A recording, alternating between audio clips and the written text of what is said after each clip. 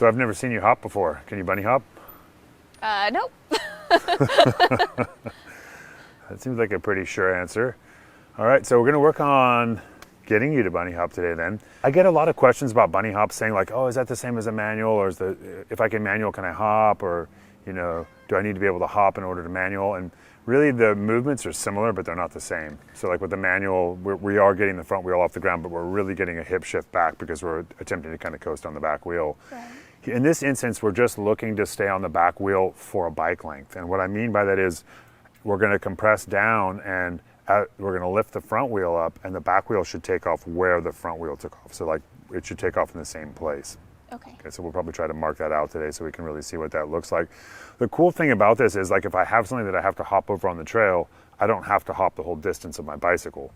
I just have to be able to hop over it, and I'm not gonna actually go very far if I don't need to go very far, and I'm gonna be able to get my wheels back on the ground. But we can also use hopping to go really far, and I'm gonna do a demonstration of that today as well. We differentiate sometimes between what people call the English hop and the American hop, or an old school bunny hop and a new school bunny hop.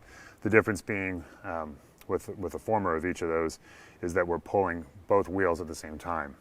Okay, that's not very effective because I would have to jump a whole bike length to get over something.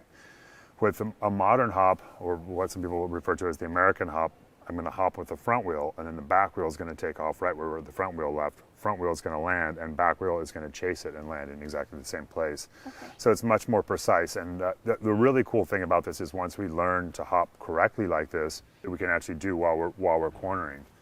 So it's a much more versatile way to learn to hop. It's actually the correct way to learn to hop. So let's go grab some helmets and get warmed up and get ready for a good little workout.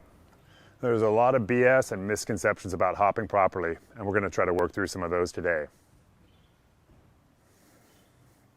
Check this out. I got a pretty cool little demo for you here. So we're gonna use loading to create compression.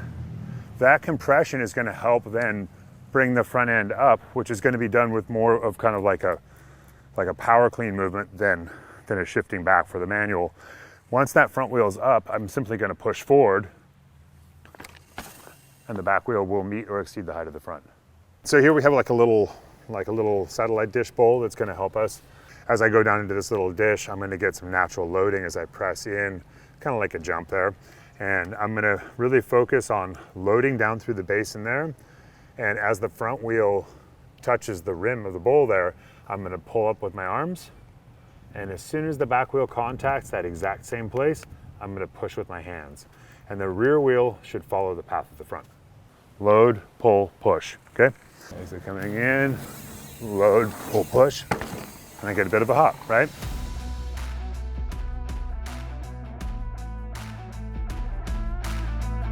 So I think we'll just start by seeing what you got.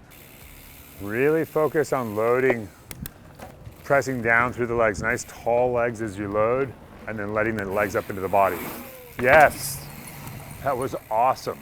When you were loading, and this is something we've talked about a lot with you, is sometimes you have a tendency to ride a little low in the legs. Yeah. But when you're loading, like we're really strong right here. That time you were in a really strong stance, really pressing down. That allowed you a couple of things. It allowed you more compression, but it also allowed you more space to let your legs up so you could hop higher. If you're already here, you can't compress much and there's not much room left to hop. Okay.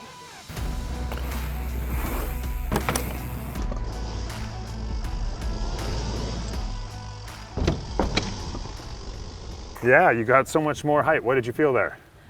I did more preload. You did more preload, okay? So like having this little crutch here like, to push into. So it's giving you something to push into and it's pushing back. And it's really telling you that you're standing over your legs. That's exactly what we want when we're on flat ground as well. Lots of good preload, nice tall legs, and then letting the legs up into the body. Wow, really nice hop. We want that exact same feeling, but you're gonna have to manifest more of it when there is no compression pushing back against you. Okay. Okay. All right. Oh, get this. This is sex on wheels right here. The dream vehicle. This That's is Linnea's what I dream want. vehicle right there. That's the one. So if you haven't already subscribed to Fluidride online, you need to so she can buy that truck. I want the Bronco. Oh, that was your best one. The reason I like that one so much is you stalled. You were like front wheel, back wheel. It wasn't like coming in and just like pressing once. It was you really separated the front wheel taking off from the back wheel taking off. Okay, all right. I've got some challenge for you here now. All right, jump it. Coming in, pressing in. All right, we gotta up the ante a little bit here. Oh man. Nice. Jumped right over the tallest part.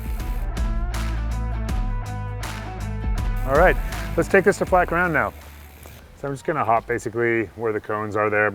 Not going for a super high hop, just showing you the difference between kind of the old school like pole hop where the wheels take off at the same time versus a proper hop where the wheels take off in the same place, just so you get a really good idea of what the difference between the two looks like. Blast to the past. All right. 1991, here I come, taking the time machine back 20 years, 30 years. 30, wow. I mean, it looks cool. I could see that you appreciated the style of that. Yes. All right, so now we'll flash forward 30 years.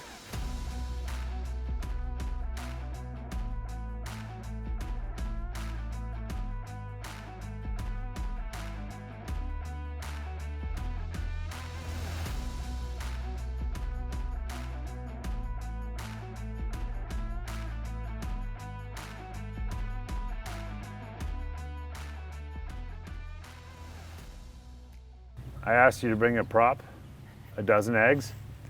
Yeah. I It didn't- was pink. I thought it would show up. I was well. gonna say, I didn't realize you'd be able to find a pink carton, but leave it to you. All right, here we go. We're gonna see if we can hop over this bad boy here without making huevos revueltos. Nice.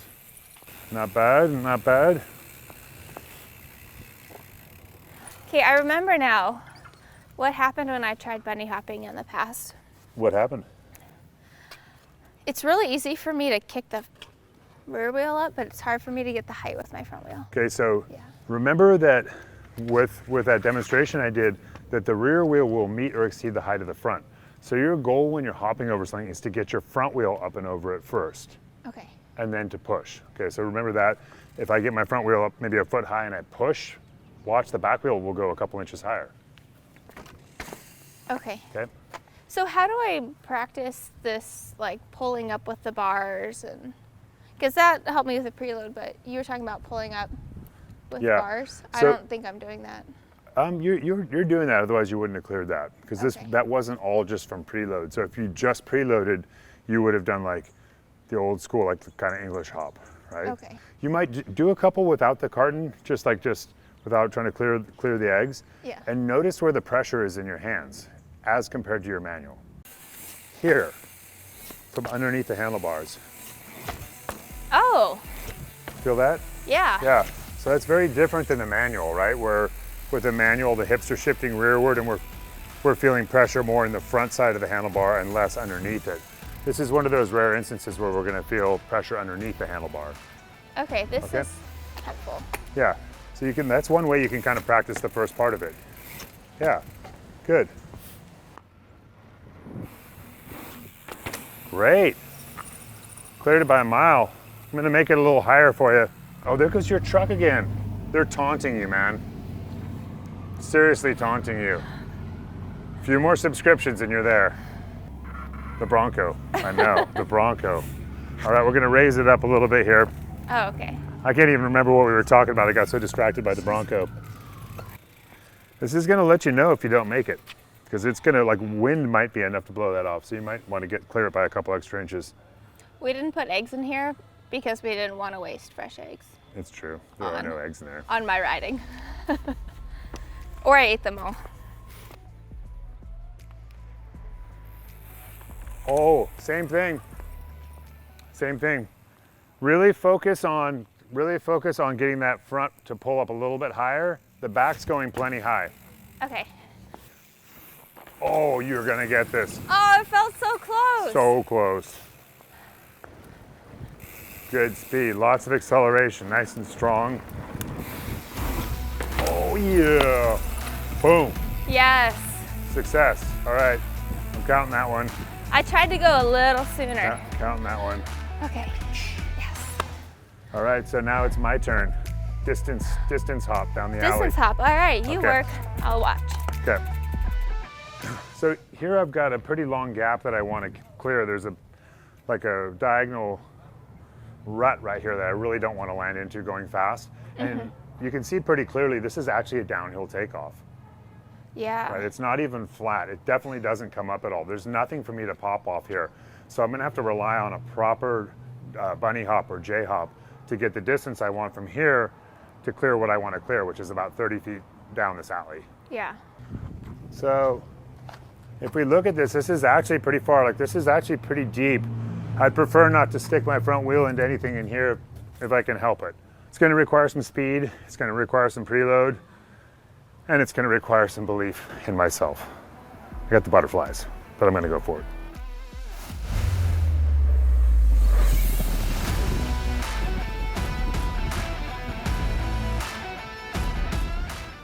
Actually a pretty nice transition down in there. I got into the transition there. I can see my tire marks. Landed it right here. So I got about almost 35 feet of distance. So we just learned a few things about hopping. One of the main takeaways of this is not something we practice in our normal riding. And what I mean by that is very rarely would I ask you to pull up on your handlebars. Right? Very rarely would I tell you to push forward on your handlebars.